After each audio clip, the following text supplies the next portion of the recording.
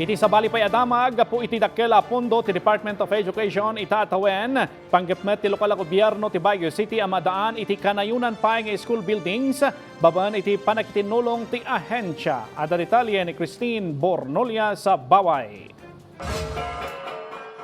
Iti umuna agundaway iti pakasaritaan na ipaayan ti Department of Education iti dakkel a pondo a dumanon iti nasurok maysa a trilyon pesos para iti daytoy atawan. Iti nasao a budget ti ahensya kang runaan na prioridad ti basic education facilities. Kas iti pan nakapasdag iti nasurok kumurang 20,000 a classrooms. Ken para iti pan nakatarimaan ti nasurok maysa a heritage classroom buildings.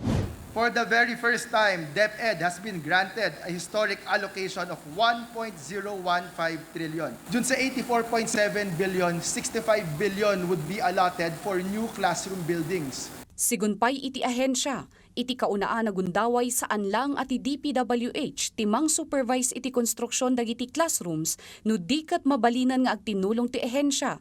LGU ken Civil Service Organization tapno makapatakder iti quality a pagadalan.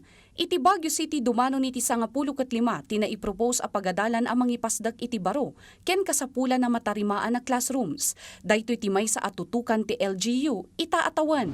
Dito sa ating syudad ng Baguio, known as Center of Education, ay mayroon pa rin pong mga schools na talagang kailangan nating i-renovate ang mga classrooms. Mamati ti LGU, adakkel ti pagbaliwan ti education ken learning abilities dagiti ubing no maadaanda iti quality a pasdag ken facilities.